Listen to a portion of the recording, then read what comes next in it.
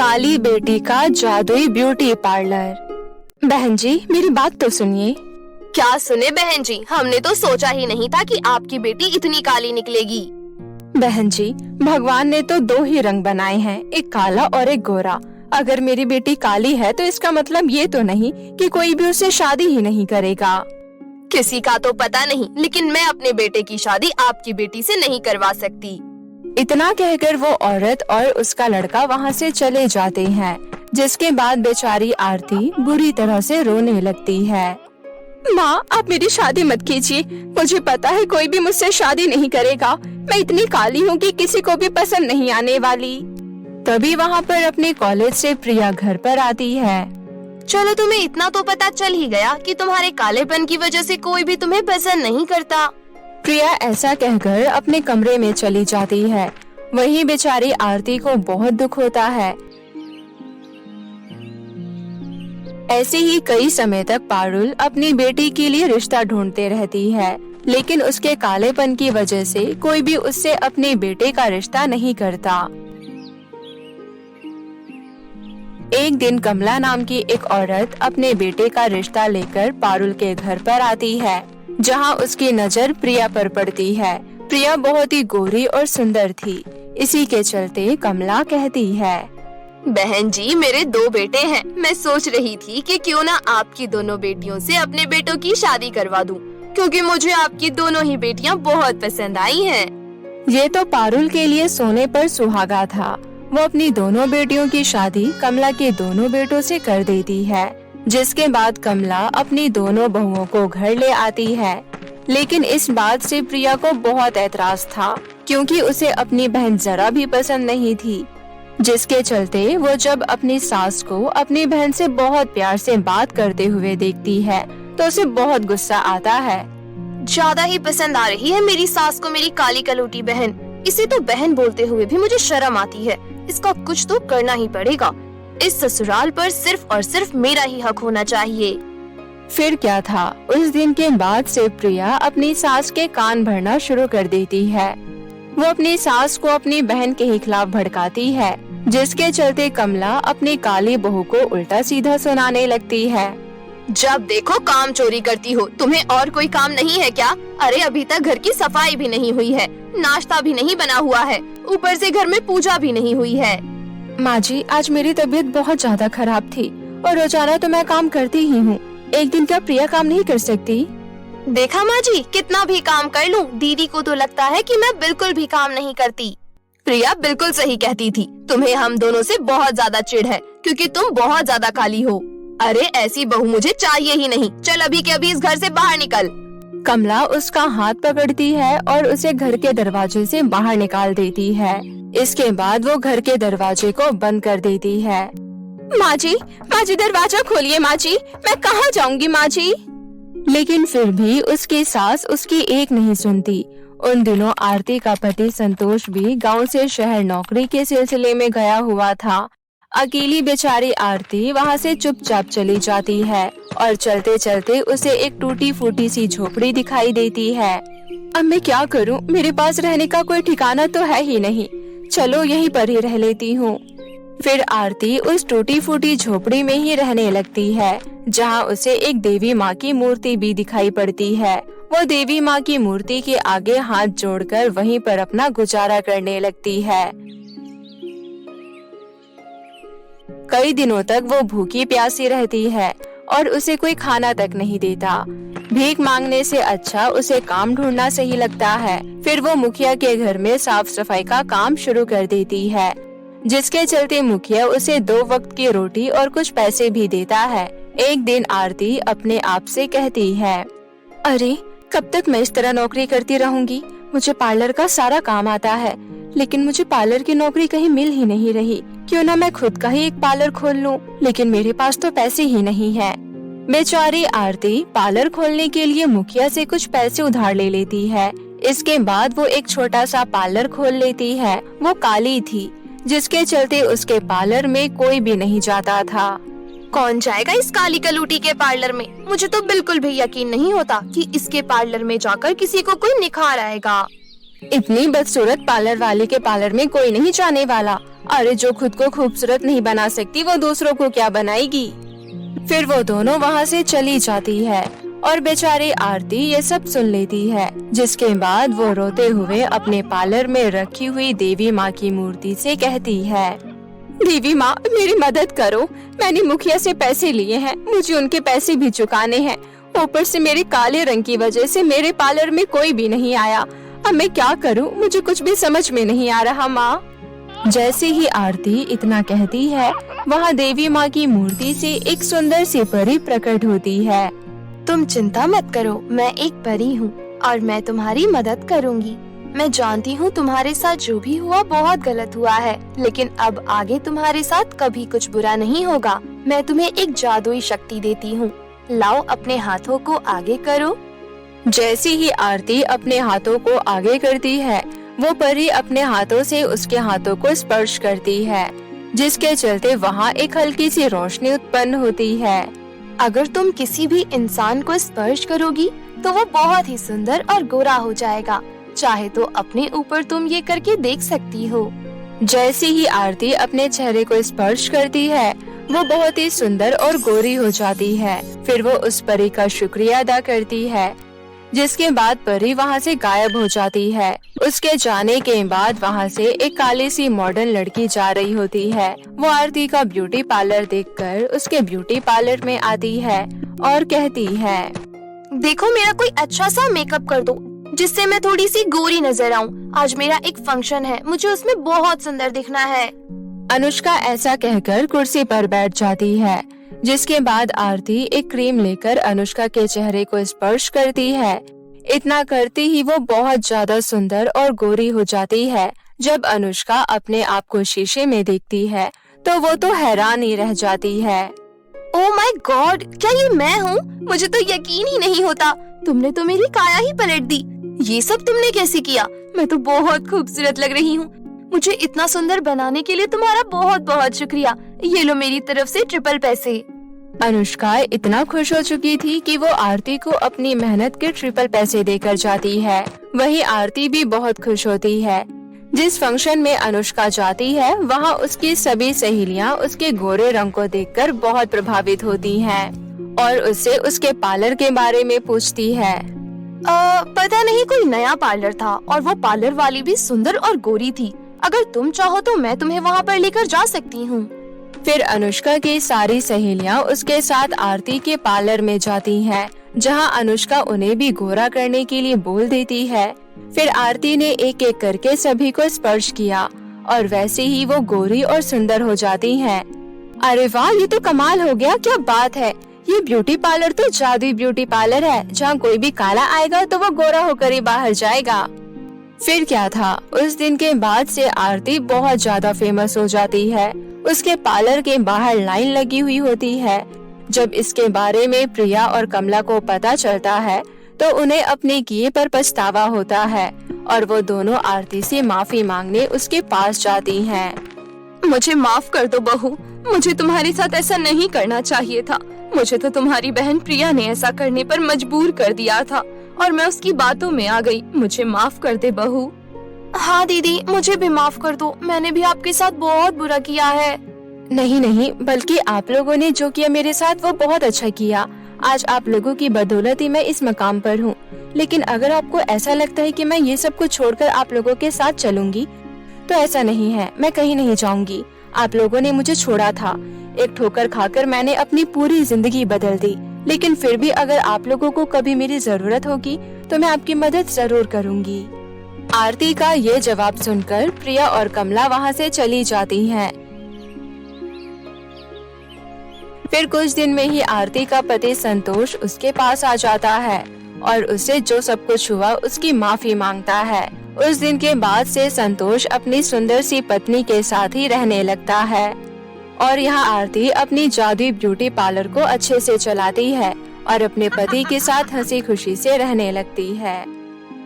एक बार की बात है, मंझोला गांव में एक बहुत ही ज्यादा बड़ा स्कूल था और उस स्कूल में झूले भी थे।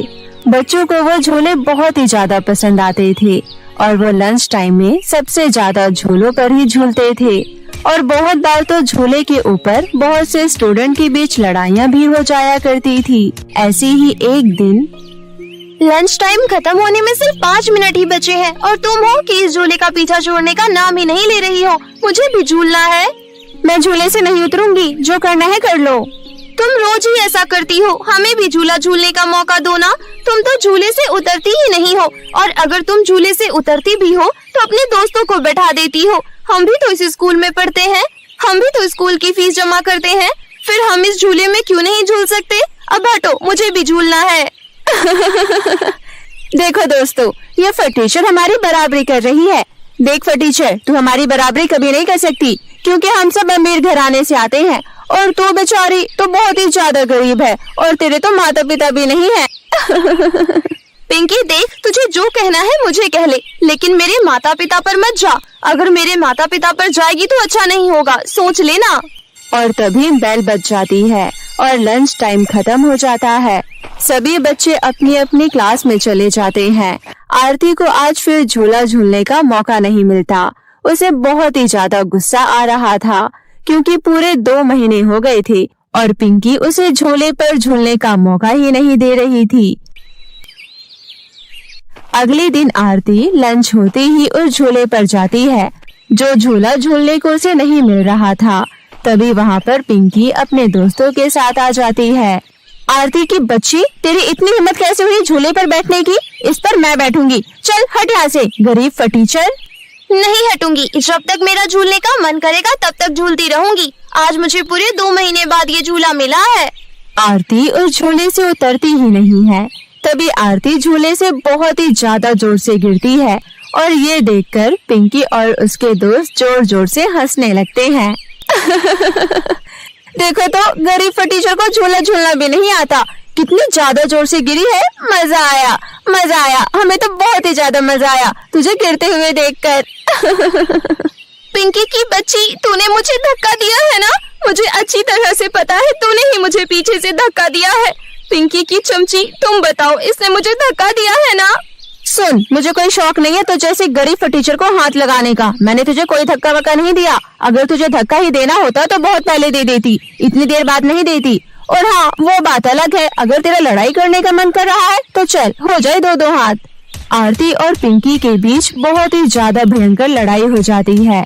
आरती को ऐसा लग रहा था जैसे उसे झूले से किसी ने धक्का दिया हो और पिंकी कह रही थी कि उसने उसे धक्का नहीं दिया और ये बात प्रिंसिपल सर तक पहुंच जाती है। प्रिंसिपल सर, पिंकी ने मुझे धक्का दिया। देखिए कितनी ज्यादा चोट आई है और मेरी यूनिफॉर्म भी फट चुकी है। इसने मुझे धक्का दिया। प्रिंसिपल सर, 2 महीने से ये मुझे झूले पर बैठने का मौका ही नहीं दे रही थी और आज जब मुझे मौका मिला तो इसने मुझे धक्का दे दिया। प्रिंसिपल सर, मैंने इसे धक्का नहीं दिया। आप चाहे तो मेरे दोस्तों से भी पूछ लीजिए, मैंने इसे धक्का नहीं दिया। हाँ, अब तो तू झूठ बोलेगी ही ना, और तेरे दोस्त भी झूठ बोलेंगे, वो तो तेरा ही साथ देंगे। प्रिंसिपल सर, इसने मुझे झूले से धक्का दिया और इसके बड़े बड़े नाखूनों के निशान भी मेरे शरीर पर हैं। देखिए गर्दन पर कैसे निशान है। प्रिंसिपल सर, देखिए मेरे तो नाखून भी लंबे नहीं है, फिर ये निशान मेरे कैसे हो सकते हैं? अब तुम दोनों चुप होने का क्या लोगी? मैंने तुम्हें यहाँ पर समझाने के लिए बुलाया था और तुम यहाँ आकर मेरा दिमाग खराब करने लगी। देखो, इस स्कूल में झूले इसलिए नहीं लगाए गए कि स्टूडेंट आपस में लड़ाई करे। रोजाना कोई न कोई शिकायत मिलती रहती है, कभी कोई किसी से लड़ रहा हो तो कभी कोई किसी से लड़ता है और आज तो हद ही पार हो गई, हाथापाई तक बात पहुँच गई। तुम दोनों मेरी बात कान खोलकर सुन लो। आज के बाद मैं इस स्कूल में इस तरह की लड़ाई करते हुए ना देखूं। अंडरस्टैंड? अब जाओ पढ़ाई करो। प्रिंसिपल सर आरती और पिंकी को समझाकर उन्हें उनकी क्लास में भेज देते हैं। आरती का छोटा भाई भी उसी स्कूल में पढ़ता था। दोनों भाई बहन छुट्टी हो जाने के बाद घर पहुंच जाते हैं। आरती की यूनिफॉर्म पूरी तरह से फट चुकी थी। ये देखकर आरती की बड़ी बहन कहती है, आरती ये क्या है, तुम्हारी पूरी ड्रेस फटी हुई है, स्कूल में किसी से झगड़ा किया है क्या? आरती, मैंने तुम्हें कितनी बार समझाया है कि स्कूल में लड़ाई झगड़ा नहीं करना, फिर भी तुमने स्कूल में लड़ाई क्यों की? दीदी प्लीज आज कोई लेक्चर मत देना क्योंकि मुझे बहुत ही ज्यादा गुस्सा आ रहा है। पिंकी की बच्ची खुद को समझती क्या है।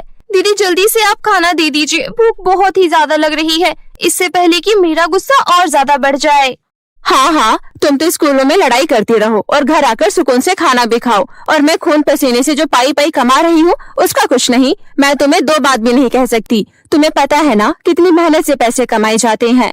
मैं चाहती हूँ कि तुम दोनों पढ़ लिख कर अपने पैरों पर खड़े हो जाओ, अच्छी नौकरी करो, अपना भविष्य सुनहरा बनाओ। लेकिन नहीं, तुम्हें तो लड़ाई झगड़ा करना है, पढ़ना तो है ही नहीं। अगर पढ़ना नहीं है तो मुझे अभी बता दो, मैं स्कूल से तुम्हारा नाम कटवा दूंगी। इस तरह से पैसे बर्बाद करने की जरूरत नहीं है। अरे दीदी, ऐसी भी कोई बात नहीं है। ठीक है, गुस्सा थूक दीजिए। आज के बाद मैं लड़ाई नहीं करूंगी, पक्का वादा। और दीदी प्लीज इस यूनिफॉर्म को ऐसे सिल देना कि पता ना चले।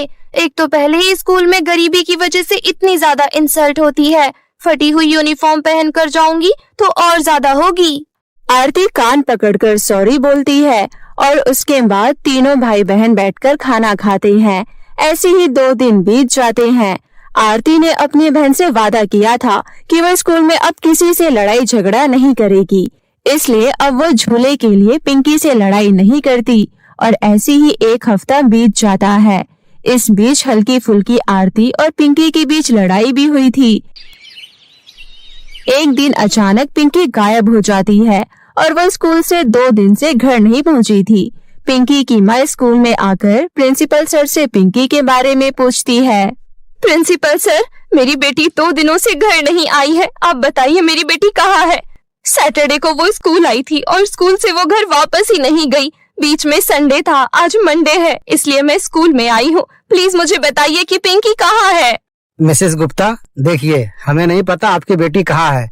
मैं फिर दोबारा से वही कहूँगा कि आपकी बेटी हो सकता है कि कहीं चली गई हो। इस तरह से बच्चे स्कूल से कैसे गायब हो सकते हैं? प्लीज अपना और मेरा समय बर्बाद मत कीजिए और अपने बेटी को कहीं और जाकर ढूंढिए। प्रिंसिपल सर पिंकी की माँ को स्कूल से वापस भेज देते हैं। ऐसे ही 1 हफ्ता बीत जाता है और कुछ दिन बाद पिंकी के दोस्त भी स्कूल से वापस घर नहीं आते। उनके माता पिता भी स्कूल में आकर अपने बच्चों के बारे में पूछते हैं तो प्रिंसिपल सर उनसे भी यही कहते हैं। लेकिन वो अंदर ही अंदर बहुत ही ज्यादा परेशान होते हैं कि ऐसा कैसे हो सकता है। वो सभी टीचर्स को इकट्ठा करते हैं और एक मीटिंग करते हैं।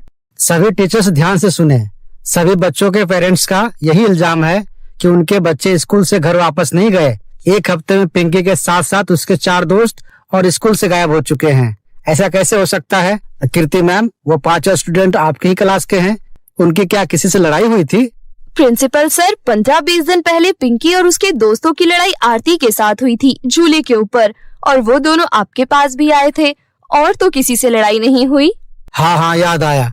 उन दोनों के बीच तो बहुत ही ज्यादा भयंकर लड़ाई हुई थी। ऐसी हाथापाई वाली लड़ाई आज से पहले स्कूल में नहीं हुई थी। तुम ठीक कर रही हो। आरती को बुलाओ, अब उसी से सवाल जवाब होंगे।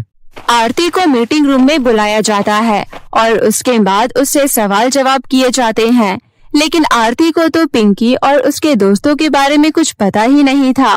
वो प्रिंसिपल सर से कहती है, प्रिंसिपल सर, मेरी पिंकी से लड़ाई जरूर हुई थी, लेकिन वो लड़ाई उसी दिन खत्म हो गई। मैंने मेरी दीदी से वादा किया है कि अब मैं स्कूल में कोई लड़ाई झगड़ा नहीं करूंगी। मेरी बात का विश्वास कीजिए। मुझे नहीं पता पिंकी और उसके दोस्त कहाँ हैं। हाँ प्रिंसिपल सर, याद आया, एक दिन पिंकी ने लंच के बाद सारे पीरियड गोल किए थे। वो पीछे बैठती है ना, तो कीर्ति मैम को पता ही नहीं चला कि पिंकी क्लास में है भी या नहीं। लेकिन मैं अच्छी तरह से जानती हूँ, उस दिन वो लंच के बाद क्लास में नहीं आई थी।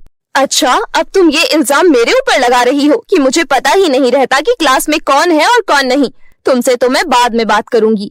ये मत सोचना कि तुम बच चुकी हो। हमारी नजर तुम्हारे ही ऊपर रहने वाली है। आरती मीटिंग रूम से बाहर आ जाती है। आरती ने पिंकी को लास्ट टाइम झूले पर ही देखा था, तभी उसे कुछ याद आता है। ये मैं कैसे भूल गई? लास्ट टाइम जब मैंने पिंकी को झूले पर देखा था तो वो बहुत ही ज्यादा जोर जोर से हंस रही थी। ऐसे हंसता हुआ तो मैंने उसे कभी नहीं देखा था। और अचानक वो झूले से नीचे गिर भी गई थी और फिर वो दोबारा झूले पर बैठ गई थी और फिर दोबारा से जोर जोर से हंसने लगी थी। भला गिरने के बाद कोई हंसता है क्या? ऐसा सोचते सोचते आरती झूले तक पहुंच जाती है और झूले को घूर घूर कर देखने लगती है। आरती को ऐसा लग रहा था जैसे झूले पर अभी भी कोई बैठा हुआ है और उसे देख रहा है। आरती अपनी आंख अपने हाथों से साफ करती है और दोबारा से झूले की तरफ देखती है। आरती जो देखती है वो देखकर उसके होश उड़ जाते हैं। ये क्या है? नहीं नहीं नहीं, ऐसा नहीं हो सकता, ऐसा नहीं हो सकता। ये कितनी ज्यादा खतरनाक चुड़ैल है। प्रिंसिपल सर जल्दी से यहाँ पर आइए। प्रिंसिपल सर जल्दी से यहाँ पर आइए। नहीं नहीं, ऐसा नहीं हो सकता, ऐसा नहीं हो सकता। आरती उस झूले पर बैठे हुए एक बहुत ही ज्यादा खतरनाक चुड़ैल को देखती है जो बहुत ही ज्यादा डरावनी लग रही थी।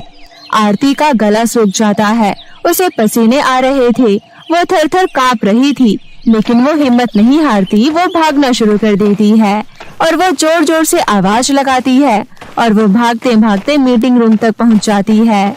आरती, ये क्या बदतमीजी है? क्या हुआ? भूत देख लिया क्या? हाँ हाँ प्रिंसिपल सर, भूत। हमारे स्कूल में भूत, मतलब हमारे स्कूल में जो झूला है वो भूतिया झूला है। उसके ऊपर चुड़ैल है और पिंकी और उसके दोस्तों को भी उस चुड़ैल ने ही अपना शिकार बनाया है। प्रिंसिपल सर जल्दी चलिए, उस झूले के ऊपर चुड़ैल है। तभी वहाँ मौजूद कीर्ति मैम कहती है, प्रिंसिपल सर, आरती को क्या दौरे पड़ते हैं। पहले ये मेरे ऊपर इल्जाम लगा रही थी, अब ये झूले को ही भूतिया झूला बता रही है। कहानियाँ कहाँ से बना लेती हो? अब जल्दी से ये बताओ कि हॉरर मूवी का सीन बता रही हो ना? तुम्हें क्या लगता है हम तुम्हारी उल्टी सीधी बातों में आ जाएंगे और तुम्हारी बात सच समझ लेंगे? ऐसा कुछ भी नहीं है। आई बात समझ में? प्रिंसिपल सर, मेरी बात का विश्वास कीजिए और आप सभी टीचर्स भी मेरी बात का विश्वास कीजिए। प्रिंसिपल सर, आपको याद है जब पिंकी और मेरी लड़ाई हुई थी तो मैंने आपसे कहा था मुझे ऐसा लगा जैसे किसी ने मुझे धक्का दिया हो, और मैंने पिंकी के ऊपर इल्जाम लगाया था और मैंने ये भी कहा था कि पिंकी ने मुझे नाखून मारे, लेकिन पिंकी के तो बहुत छोटे नाखून थे। प्रिंसिपल सर, मेरी बात का विश्वास कीजिए, मैंने सारी गुत्थी सुलझा ली है। उस भूतिया झूले के ऊपर से ही पिंकी और उसके दोस्त गायब हुए हैं। मैंने आपसे कहा ना, लंच टाइम के बाद पिंकी और उसके दोस्त क्लास में नहीं आए थे। उन्होंने सारे पीरियड गोल किए थे। इसका मतलब क्या हुआ? सर, आप समझने की कोशिश कीजिए। आरती की बात प्रिंसिपल सर को समझ में आ जाती है और वो उसके ऊपर भरोसा करते हैं और सभी टीचर्स प्रिंसिपल और आरती के साथ उस झूले के पास आते हैं। तो झूले पर अब कोई भी नहीं था। कहाँ है वो चुड़ैल जो बहुत ही ज्यादा खतरनाक थी, बहुत ही ज्यादा डरावनी लग रही थी? मुझे तो कोई चुड़ैल नजर नहीं आ रही। प्रिंसिपल सर, मुझे लगता है कि उसका एक समय है जिस समय वो आती है। प्रिंसिपल सर, हमें सही समय का इंतजार करना होगा।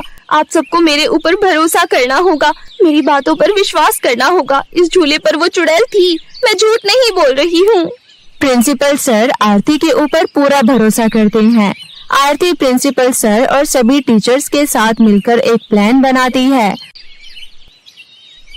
और अब वो स्कूल तो आती है लेकिन पढ़ाई नहीं करती, बल्कि अपने प्लान के मुताबिक उस झूले पर बैठ जाया करती थी और सारा समय बस झूला ही झूलती रहती थी।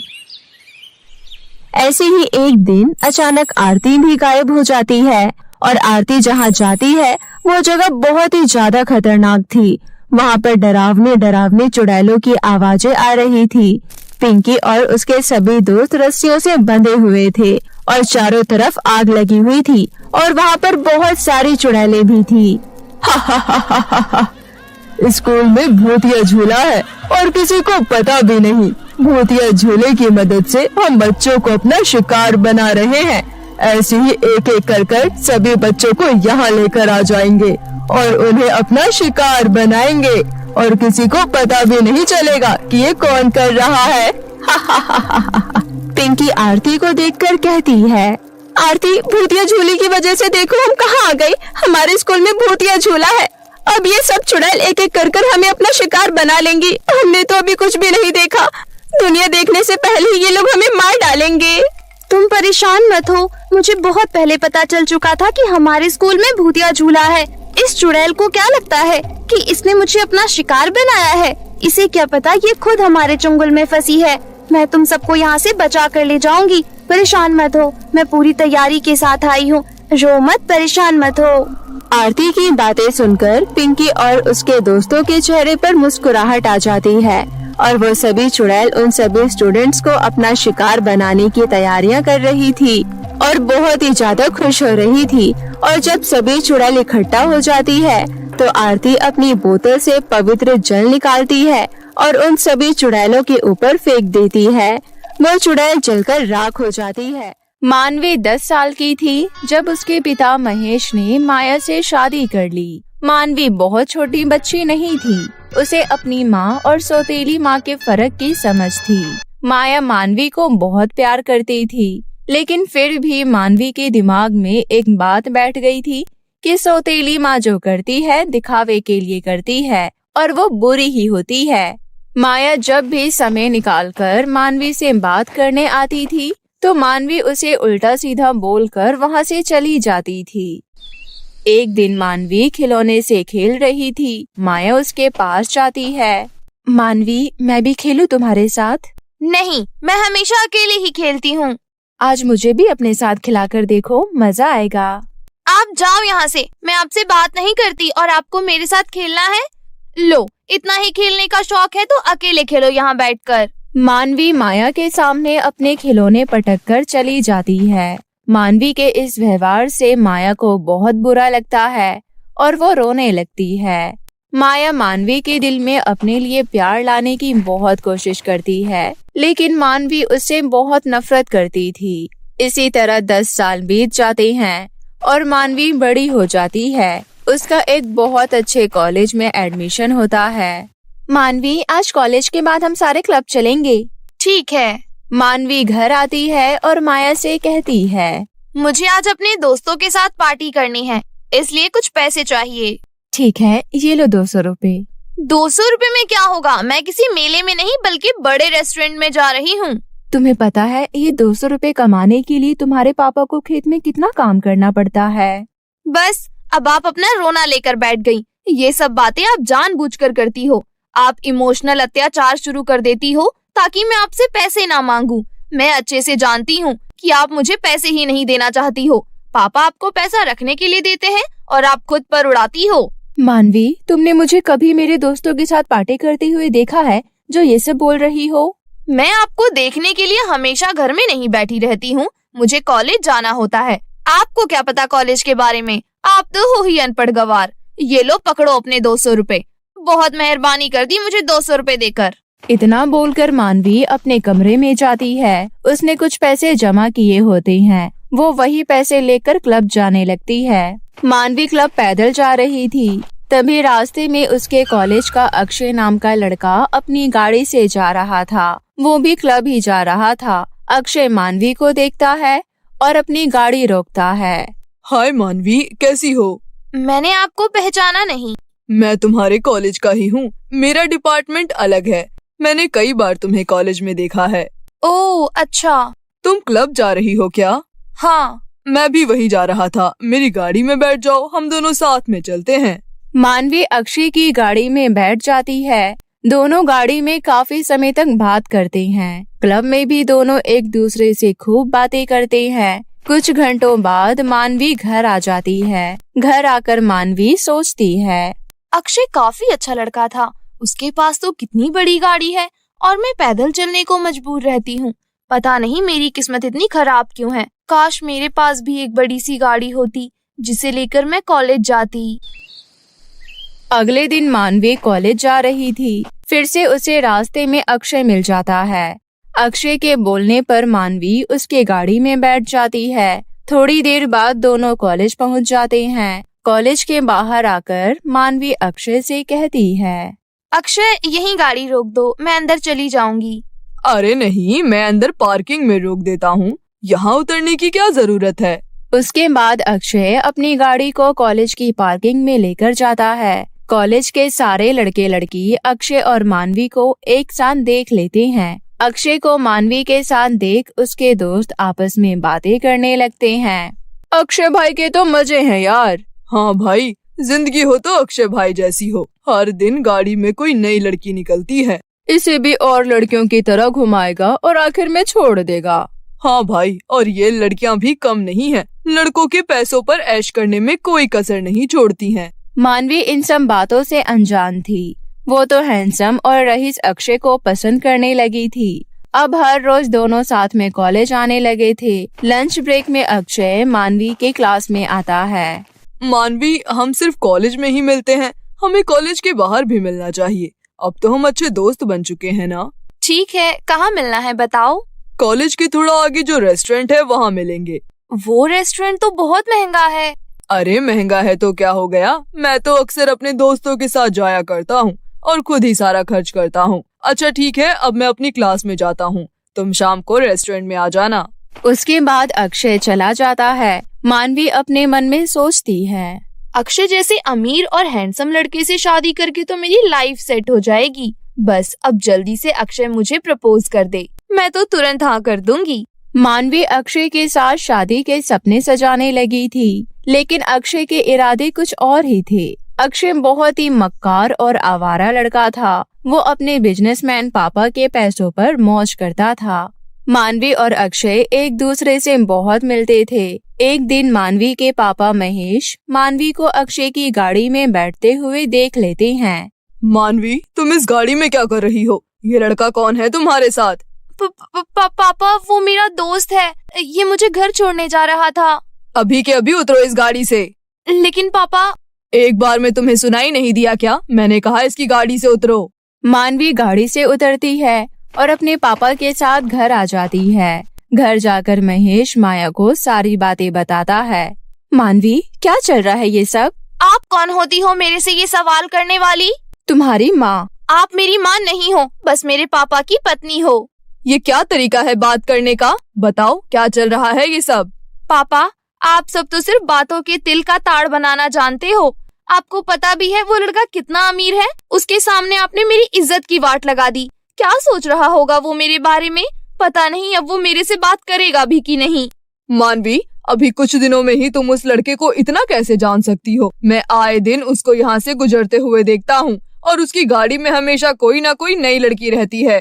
तो क्या हो गया? ये कौन सी बड़ी बात है? वो अमीर है, स्टाइलिश है, तो उसकी लड़कियां दोस्त तो होंगी ही ना। तुम उस फरेबी के लिए मेरे से जुबान लड़ा रही हो? पापा, हर पैसे वाला फरेबी नहीं होता।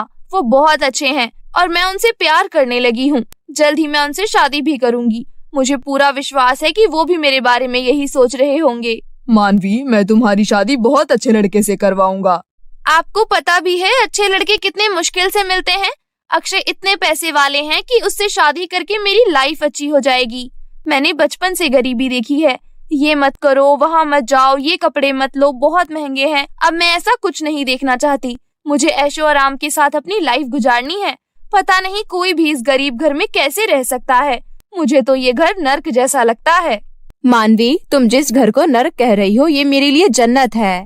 तो आपको ही मुबारक हो ये जन्नत। आप ठहरी अनपढ़ गवार, तो कोई अमीर आदमी तो वैसे भी आपसे शादी नहीं करता, इसलिए आप इस गरीबी में रह गई। मैं पढ़ी लिखी हूँ, मैं क्यों रहूँ गरीबी में।